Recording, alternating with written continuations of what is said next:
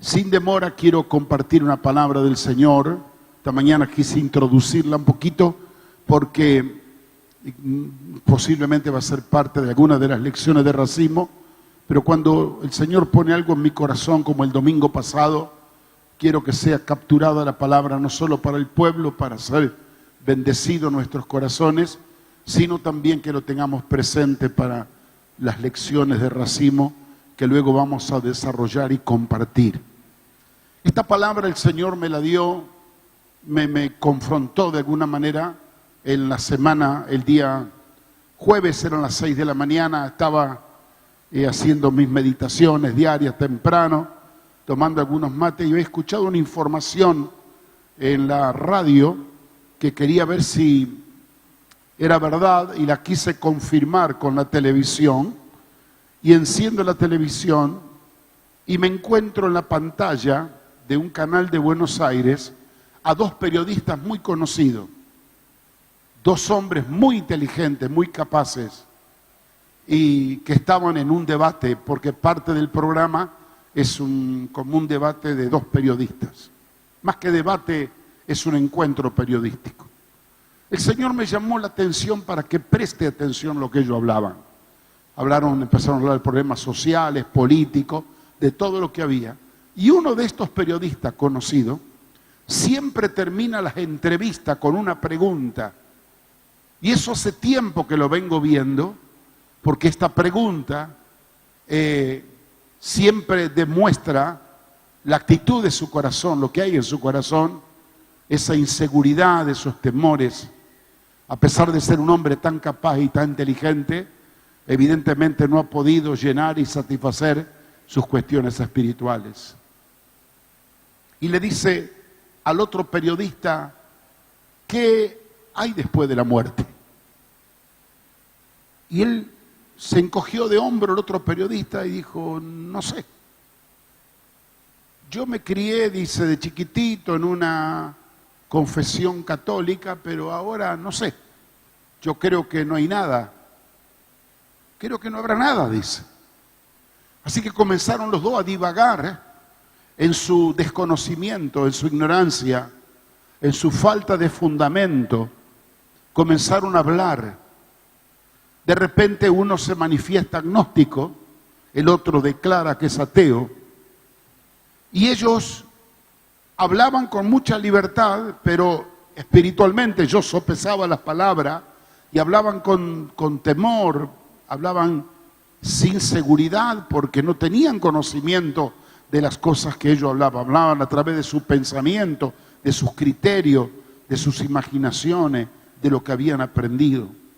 Pero sin embargo, ellos se jactaban de ser gente progre, porque hoy ser una persona en los medios homosexual, ser una persona atea, ser una persona agnóstica, casi hasta lo confiesan con orgullo.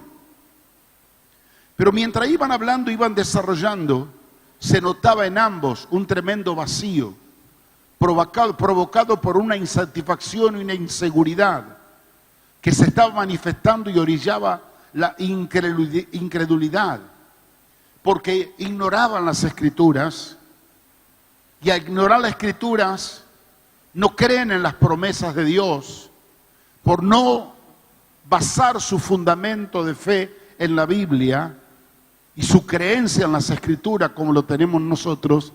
Así que ellos pisaban en sus comentarios tierra movediza, arena movediza. Era muy triste, muy penoso que ellos tenían un ámbito de sembrar, de dar palabra, de información, y lo único que estaban dando eran teorías, ideas incomprobables. Se basaban en lo que imaginaban y pensaban o escuchaban de otros. Y cuando uno de los periodistas, inquieto por saber qué podía haber después de la muerte, el otro se encogía de hombro y le decía, no sé, yo ahora creo en el Big Bang, no sé si será verdad o no, no sé si habrá algún creador. Evidentemente sus estudios, sus capacitaciones, sus universidades, le dieron mucha capacidad y conocimiento en lo suyo, que se capacitaron muy bien, pero evidentemente no pudieron recibir lo que nosotros hoy tenemos, que de alguna manera es una plataforma para la eternidad, sino las armas que nos defienden en toda adversidad.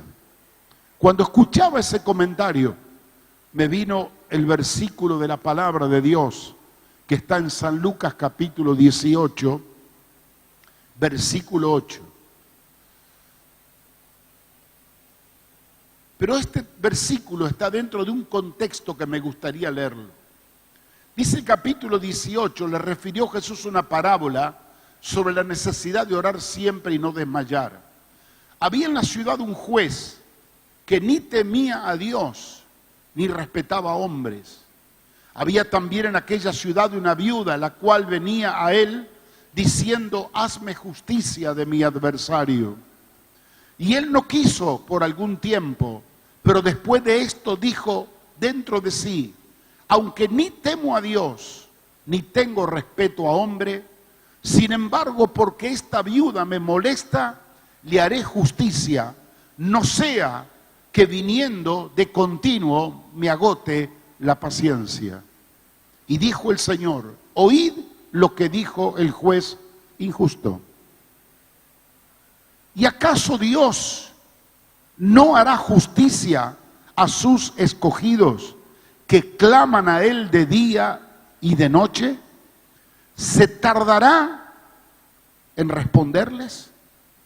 El Señor hace el paralelo de que si un juez injusto, que no teme a Dios ni teme a hombre, termina haciéndole justicia a una viuda que había venido a buscar justicia a su adversario, dice: ¿cuánto más nuestro Dios, que es el juez justo y verdadero, no hará justicia a sus escogidos que le claman a Él de día y de noche? O sea que son aquellos que han confiado, han creído en la justicia divina, que esperan de los hombres, pero que tienen una virtud, que saben orar y clamar y buscar de día y de noche la manifestación de la justicia divina. ¿Se creen que no lo va a dar? Claro que lo va a dar. Pero termina diciendo el Señor una pregunta, y esta fue la pregunta que golpeó mi corazón. Os digo que pronto, verso 8, les hará justicia. Pero pregunta el Señor: pero cuando venga el Hijo del Hombre, ¿hallará fe en la tierra? Y esta pregunta me quedó picando como una pelota. Cuando el Hijo del Hombre venga, ¿hallará fe en la tierra? Evidentemente deja de entrever la Escritura que en aquellos días previo a la venida del Señor, lo que reinará en esta tierra será un espíritu de incredulidad, un espíritu de falta de fe, como lo estamos viendo también en este tiempo. La fe podrá aumentar entre nosotros, la espiritualidad, pero en el mundo y el sistema en que vivimos, la fe se irá apagando,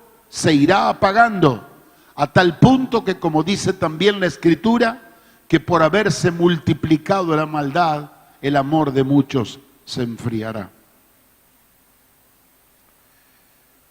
Otro pasaje de las Escrituras en el libro de Hebreos, capítulo 11, dice la palabra, este hermoso pasaje de la fe que usted tendría que leerlo más de una vez para mirar el ejemplo de los hombres y mujeres de Dios, pero solo me voy a remitir a los primeros versículos.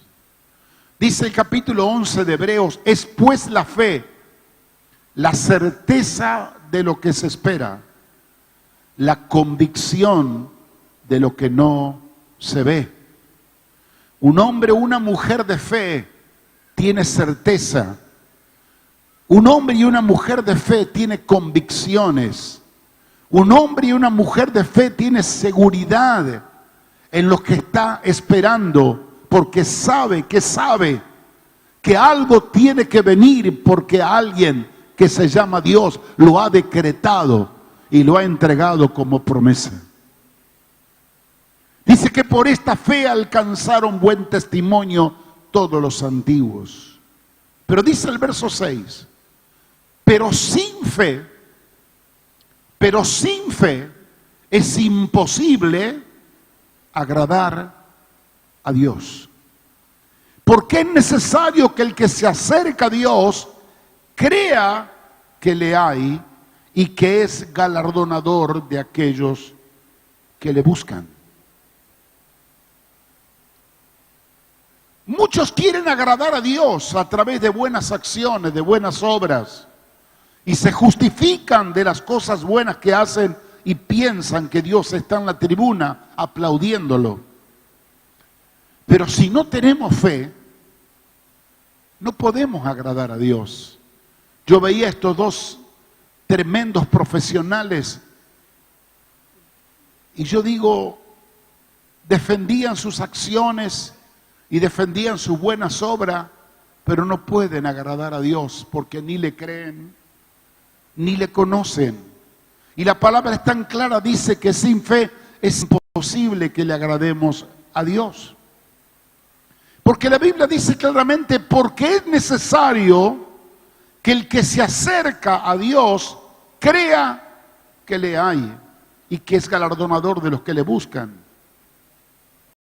Si yo no creo que hay nada del otro lado que responde a mis acciones, buenas o malas, si yo no tengo convicción de que el otro lado hay alguien que se llama Dios, que puede mirar, sopesar mis acciones, buenas o malas, ¿qué sentido tienen las obras y las acciones que yo hago? Para impresionar no sé a quién ni a qué. Cuando hablamos de la fe, mucha gente se abraza a decir yo tengo fe. Y habla de la fe racional, de la fe del conocimiento. Y a veces va un poco más allá y habla de tener fe y ya se justifica con ello, aunque tenga fe en cualquier cosa. Y ya nos volvemos como los hindúes que tienen fe en cualquiera de los dioses que ellos levantan, o nosotros terminamos siendo tan egocentristas que terminamos creyendo en nosotros mismos, en nuestras capacidades, en nuestra fuerza, y decimos soy una persona de fe. Quiero decirte que esa fe que no crees o que crees nada más en lo que ves, en lo que tocas, en lo que palpa, en lo que participa, esa fe no te sirve para nada. Va a llegar un momento que tú necesitarás de la verdadera fe, esa fe de la cual el Señor habla en su palabra, que a Dios le agrada, y te vas a encontrar que estás hueco y que estás vacío. Pero hay una fe, dice la Biblia, que viene. Esta fe no se tiene ni se cultiva en nosotros de la noche a la mañana. Esta fe viene, dice la palabra, por el oír, y el oír la palabra de Dios.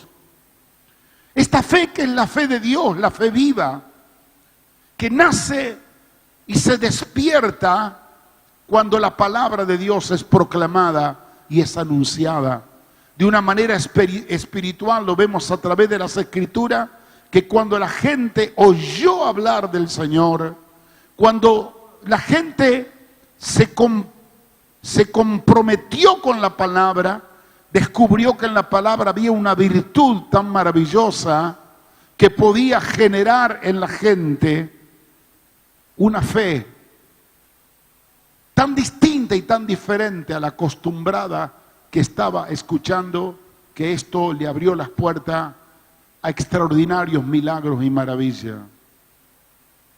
Un ciego llamado Bartimeo estuvo toda la vida a la orilla del camino mendigando, pero un día pasó alguien por el camino y él oyó que era Jesús.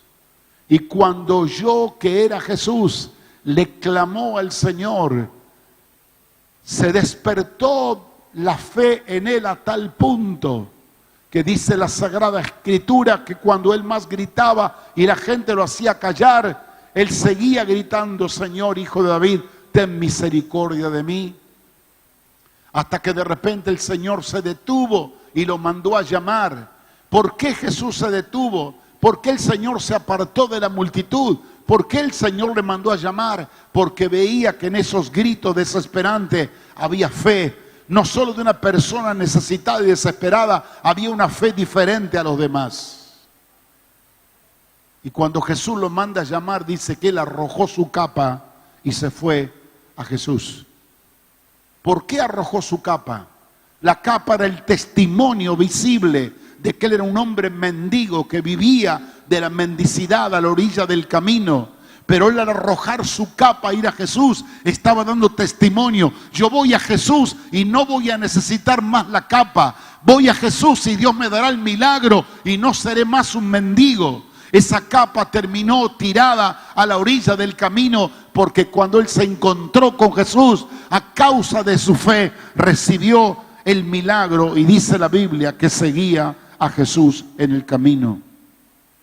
Cuando la fe viene por el oír y el oír la palabra del Señor a nuestra vida, se despiertan a través de la fe cosas maravillosas. Dice la Escritura que nos acercamos a Dios en fe, Dios se agrada, creemos que nuestro Dios es un galardonador de aquellos que le buscan, e inmediatamente se abren nuestros ojos espirituales. Y al abrirse nuestros ojos espirituales, se nos abren las Escrituras y se nos abren las promesas de Dios.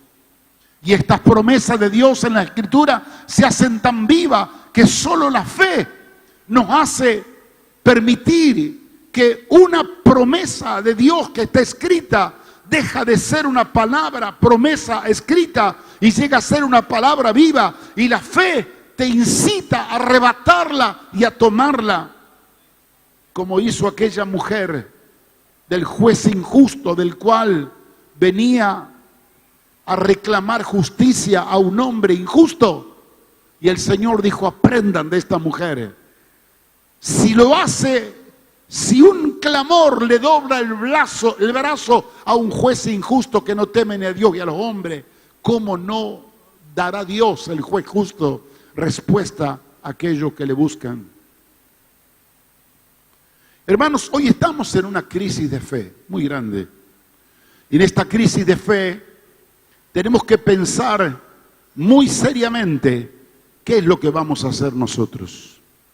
Hay una historia en la palabra de Dios muy hermosa en el libro de San Marcos, capítulo 5, de aquella mujer desahuciada, de flujo de sangre, 12 años había sufrido.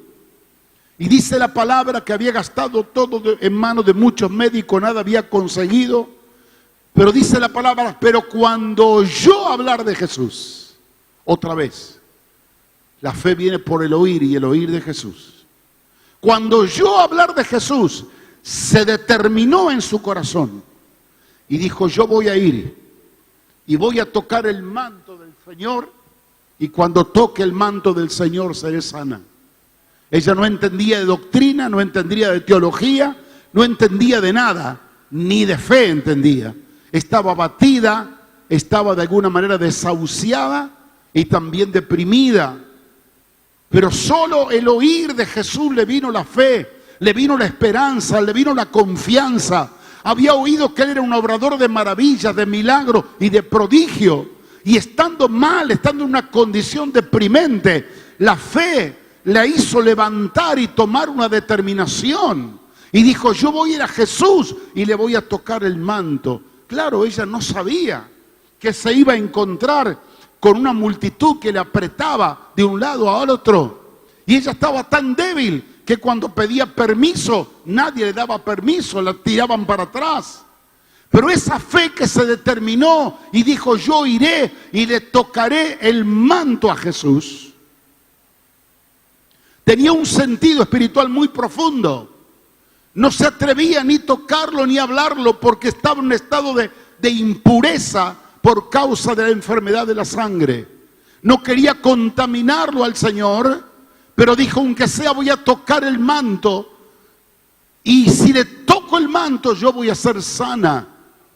Así que se abrió paso entre la multitud. La gente le apretaba, pero ella en su debilidad abrió paso y se tiró de bruces al suelo y alcanzó a tocar el manto de Jesús. Y al instante el flujo de su sangre se secó. Se cortó esa hemorragia de sangre. Y Jesús se da vuelta y dice, ¿quién me tocó? Y los discípulos decían, todos te están tocando, Señor. ¿Y cómo tú preguntas quién me tocó? No, hay alguien que me tocó de una manera diferente. Alguien que me tocó porque arrancó de mi virtud. Algo salió de mí. ¿Quién fue? Y la mujer temerosa y temblando dijo, yo he sido, y le contó toda la verdad. Solo alcanzó a tocarle el borde del vestido. Y fue suficiente para que sea sana, milagrosamente. Porque la fe te despierta la confianza. La fe te conduce como un puente a las promesas del Señor. Y la fe te hace tocar al Señor. Y cuando tocas al Señor con la fe de Dios, vas a arrancar la virtud, vas a arrancar el poder, vas a arrancar el milagro y la bendición que tanto estás esperando. Porque cuando tú tienes esta medida de fe de parte de Dios, sabe que sus promesas son sí y son amén. Tú sabes dónde aferrarte por causa de la fe cuando viene la tormenta. La fe te marca el camino a Dios como única puerta de salida. Cuando la persona está bajo el peso del pecado y esa persona tiene fe y agobiada por el pecado, clama a Dios. ¿Por qué clama a Dios en medio de la depresión? Porque se ha tomado de la soga de la fe y sabe que la promesa de Dios le dice que el Señor Jesucristo cargó en la cruz con todos los pecados de ella y por la sangre de Cristo ella puede ser libre y perdonada. Cuando una persona bajo la presión de la enfermedad, bajo un dolor insoportable, y a veces los médicos no le dan salida y el diagnóstico es contrario. En el mundo natural, hoy me contaba este muchacho, dice, sentí que me caía en un pozo profundo cuando me dieron la noticia que mi bebé nunca iba a oír en su vida. Pero ¿qué hace la fe? La fe te levanta, la fe te remonta a las promesas de Dios. La fe te dice que lo que para el hombre es imposible, para Dios es todo posible. La fe no te hace rendir, la fe te hace pelear, es un arma poderosa. Por eso que el enemigo está tan interesado en matar la fe de nuestras generaciones. Porque cuando te mata la fe, hace como que te desarma de tus propias armas, como un policía o un militar que es desarmado. La astucia del enemigo es muy terrible. Usted mirará la historia de la antigüedad cuando el pueblo de Dios muchas veces quedó cautivo y los llevaban a Babilonia o a distintos lugares prisioneros. ¿Por qué los llevaban? Primero, para que sean esclavos de ellos. Segundo, porque querían borrarle la cultura y la fe que ellos tenían. Cuando los israelitas salieron de Babilonia después de 70 años, habían perdido la fe en Dios, habían perdido el lenguaje, habían perdido el conocimiento de Dios y se habían incorporado todos los dioses babilónicos a ellos. El peligro tan grande que estamos corriendo, hermano, en estos días, es que el enemigo trabaje en nuestras familias, en nuestra gente, para quitarnos y matarnos la fe. Pero cuando el enfermo, como decía recién, vuelvo al otro tema, está afligido por su diagnóstico y le dicen lo peor, la fe se levanta como con alas de águila y te hace recordar que en la cruz del Calvario Él llevó todas nuestras enfermedades y sufrió todos nuestros dolores. Y cuando esa fe te hace resaltar esa verdad escritural y te dice, para vos es imposible, el médico no te da esperanza, pero la promesa de Dios te dice que sí, que Él ya te sanó. Se levanta tu confianza en el Señor. Hoy estamos en la mesa almorzando con el pastor Daborba y tiró una palabra que me gustó, dijo, esa la voy a anotar. Él dijo que la fe te hace mirar para adelante, que vas a recibir.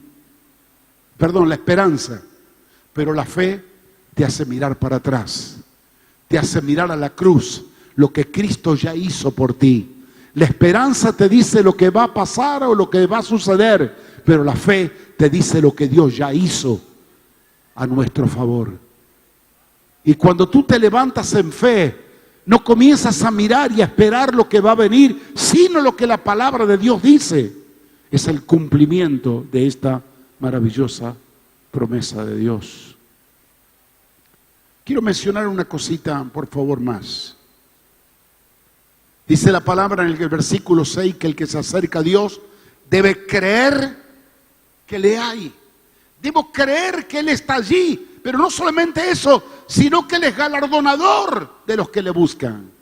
Que Él es un Papá Noel espiritual que está lleno de regalos, de dones, de beneficios y de bendiciones. Debo creer que Él está y que Él está lleno de galardones, listo para dármelo. Yo lo debo creer. No debo creer que Él es un juez injusto. No debo creer que Él está haciéndose el distraído. Yo lo veo a Él como un gran padre que se goza en bendecir a sus hijos. Eso es lo que dice su palabra. Él está lleno de galardones, lleno de regalos, lleno de beneficios. La Escritura nos habla de ello y está listo para dárselo. Y quiero decirte algo, el primero que se goza en dar los galardones es el Señor.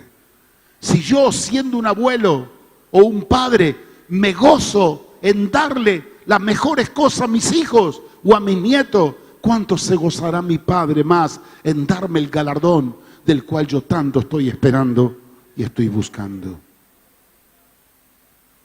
Mis amados hermanos, quiero llamar una sola palabra a la exhortación. El enemigo está trabajando muy duro acerca de la fe. Por eso que en la comentario popular dice que a las iglesias van los viejos. O sea, la fe no le sirve para nadie, hablando de la fe religiosa o cristiana. Por eso la iglesia se llena de viejos. Yo quiero decirte algo, es una mentira del diablo, porque él se ha especializado en matar la fe de la gente. Aquí hay un papel muy importante que juegan los papás de instruir a sus hijos en el camino de la fe. La palabra de Dios dice, instruye al niño en su camino, para que cuando fuere viejo no se olvide de ello. Déjame decirte, los hijos que tenemos no son nuestros, son de Dios. Tú lo sabías, ¿no? Ahora Dios te lo presta. Te lo presta para que tu papá, mamá, abuelo, sea responsable. Y parte de nuestra responsabilidad es instruir al niño en su camino. La cultura hebrea en el libro de Deuteronomio y también en el libro de los Éxodos, la disciplina era, instruye, háblale a tus hijos y a los hijos de tus hijos, háblale en la mañana, háblale en la noche, al levantarse y al acostarse, que le cuenten las historias extraordinarias de la presencia de Dios en medio de su pueblo, para que nunca se olviden del Dios que tenían como herencia sus padres, sus ancestros, que lo habían acompañado y Dios había manifestado. Sin embargo, la cultura popular hoy es, no, déjalo.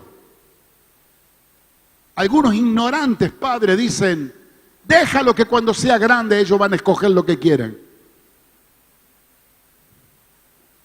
Cuando tú lo dejas para que grandes cojan lo que quieran, ya el diablo lo agarró en el camino y se encargó de sacarle la fe y de meterle la basura que tiene que meterle en la mente para que cuando el pobre sea grande, antes que sea grande, ya va a estar sufriendo las terribles consecuencias. Tenemos la posibilidad nosotros de sembrar en esas mentes tan frescas, tan puras y tan sanas, sembrarle la fe en Dios, sembrarle la palabra de Dios, sembrarle a ellos la esperanza y la confianza en el Señor, y no que venga el sistema y el mundo a sembrarle toda la basura, porque después le va a ser muy difícil creer. Cuando yo escucho orar a mis nietos o a mi nieta, hasta orando por mi esposa, chicos de 7, 8, 9 años, como están convencidos de que la palabra de Dios es verdad y lo han visto en funcionamiento, el día que el enemigo le quiera sembrar la basura, no va a tener tanto espacio, porque estará ocupada de la palabra del Señor. Padres, abuelos, amados hermanos, quiero rogarle en el nombre del Señor. Los días que estamos viviendo son días muy difíciles. No lo deje en la mano de la escuela. No lo deje en la mano de sus maestros y profesores. No lo deje en la mano del mundo, del sistema, que le ayuden a criar a sus hijos. La gran responsabilidad es tuya. Crea en tu casa un ámbito, en tu familia, donde vean en tu propia casa la operación de fe. Que los niños vean, papá y mamá, que son gente de fe. Papá y mamá, hagan el sacrificio de traer a los niños a la iglesia. Si tú no tienes tiempo de enseñarle, deja que te lo instruyan, que le enseñen el camino, que le enseñen a adorar a Dios, a buscar del Señor. A veces se te hace pesado, pero tienes que involucrarlo en alguna actividad ministerial de acorde a su edad, para que de pequeño comiencen a servir al Señor y vayan formando su identidad espiritual. Le dije algo a los hermanos esta mañana. Te pesan 2 horas a la semana traer a tu niño a la casa de Dios y le regalas 40 horas al mundo a tus hijos. Porque mediodía te lo agarra a la escuela. Tú no sabes ni lo que creen tus maestros, los compañeritos. El resto de la tarde están entre sus amigos, sus vecinos, el cine y la computadora o el teléfono. Se van llenando de basura por 40 horas y tú no te das cuenta. Y nosotros nos parece mucho sacrificio invertir 2 horas para que los niños vengan a recibir del Señor. Dios nos ha dado a nuestros hijos para que nosotros seamos responsables. Los niños de pequeño, nuestros hijos tienen que saber que Dios tiene un plan con ellos. No tiene que venir la basura como los pobres periodistas que estaba escuchando esta semana, que no saben ni a dónde vienen, ni dónde van, ni quiénes son. Nuestros hijos tienen que saber de dónde vienen. Tienen que saber por qué están aquí en la tierra. Y tienen que saber a dónde van. Ellos tienen que crecer entendiendo que Dios tiene un plan y un propósito con ellos. Que estos hijos nuestros son un regalo de Dios para nosotros, pero para que nosotros los preparemos para el gran destino y el propósito de Dios. No sea que mañana terminen frustrados. Yo le conté una historia esta mañana verídica que me pasó a mí. Cuando yo presidía el Consejo de Pastores, fuimos a una reunión con los gobernadores en Buenos Aires, en Santa Fe. Y recuerdo que ese día no estaba el gobernador, estaba la vicegobernadora. Me quedé charlando con ella. Me había escuchado hablar ella. Se acerca y me saluda, y ella muy respetuosa me dice: pastor, sabe que admiro su fe, la forma que usted habla.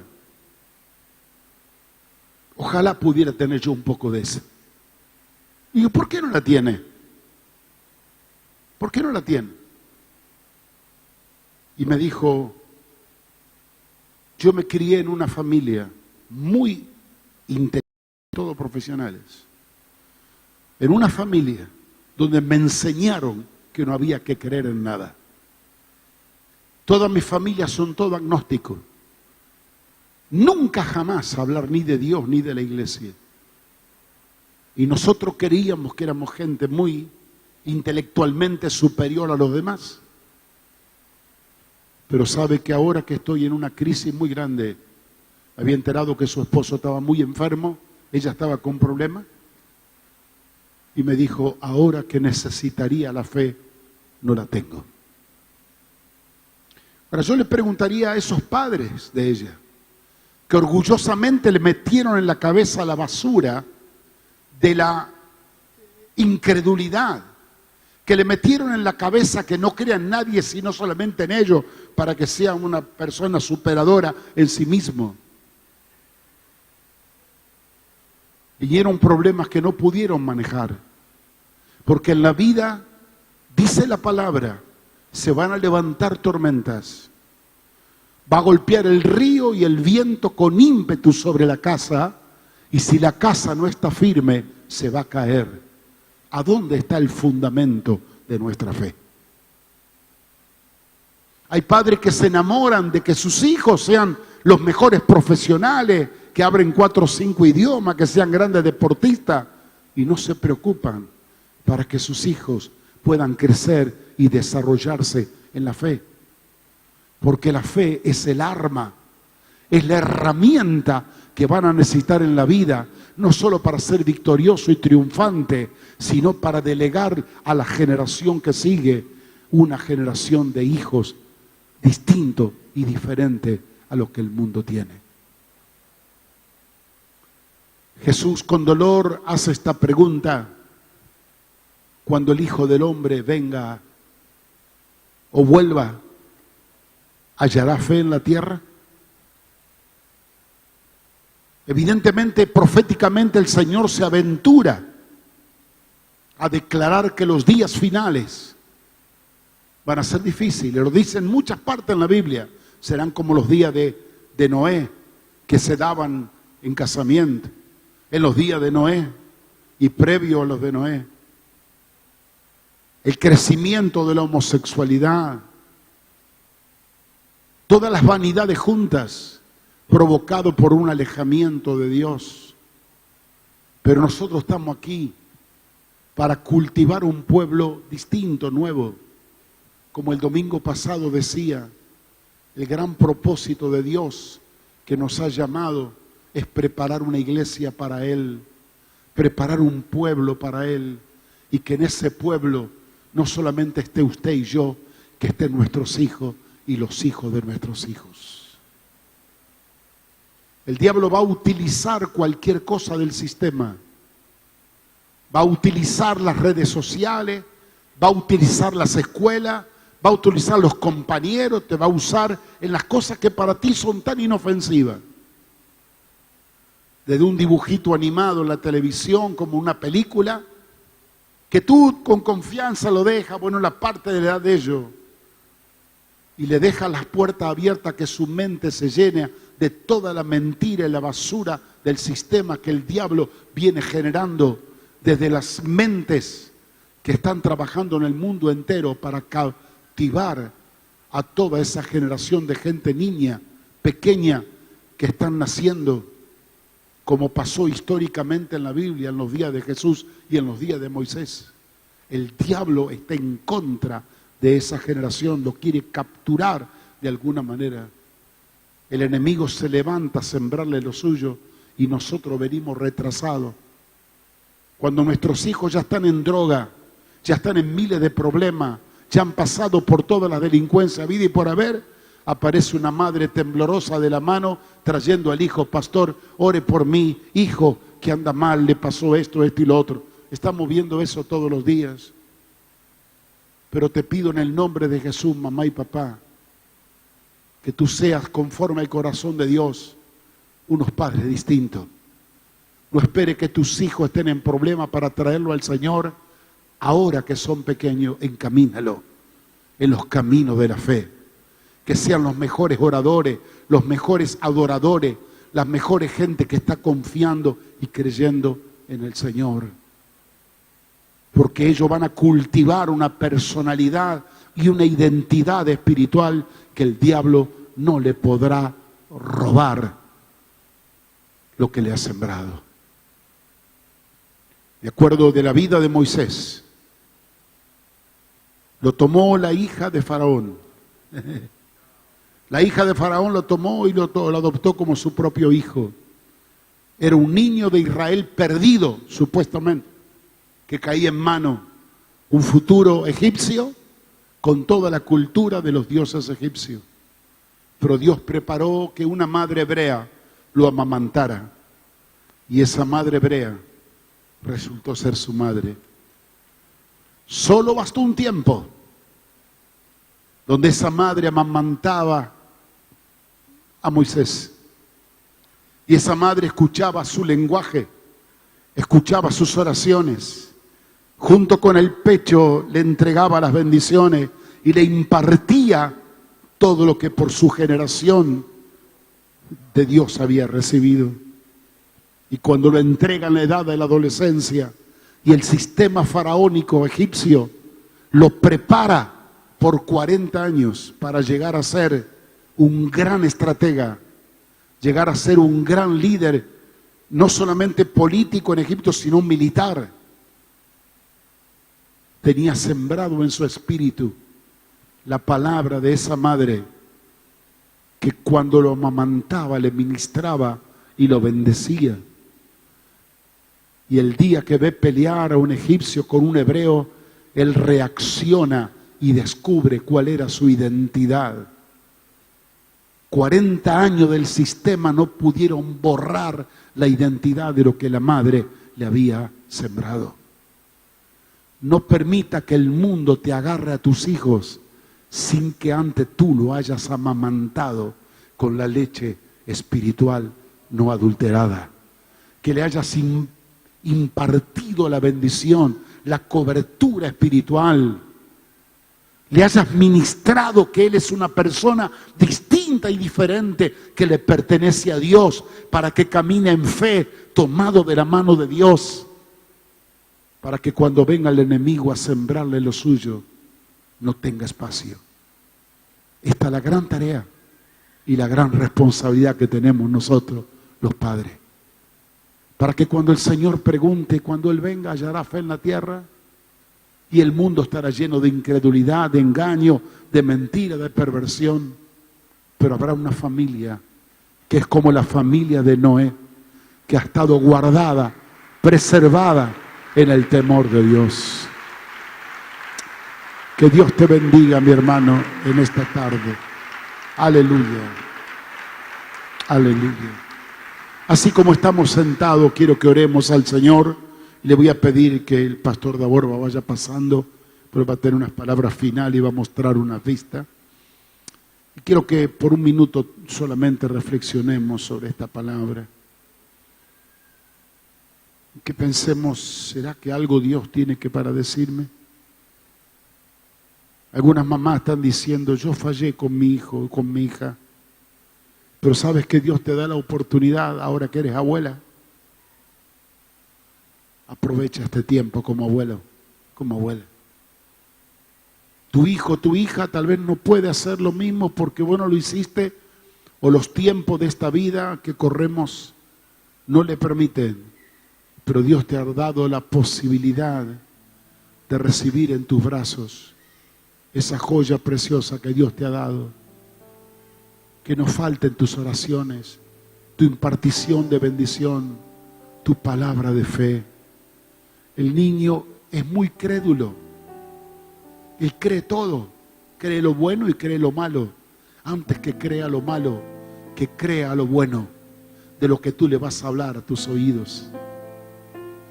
Que Dios le ama, que Dios es real, que cuando tenga necesidad que le busque. Y cuando Él desarrolla a ese niño o esa niña un espíritu de fe, en su necesidad buscará a Dios. Va a saber que del otro lado está Dios, que lo escucha, que le espera. Y va a comenzar a ver los resultados más grandes y más extraordinarios.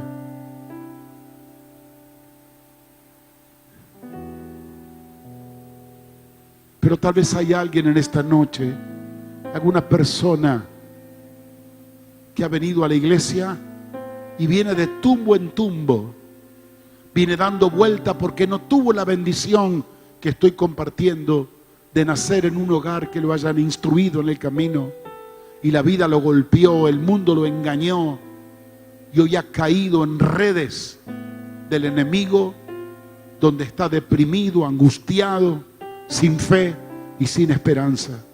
Pero quiero decirte que Dios está aquí y Él quiere hacer algo contigo. Por eso Él te ha traído en esta tarde.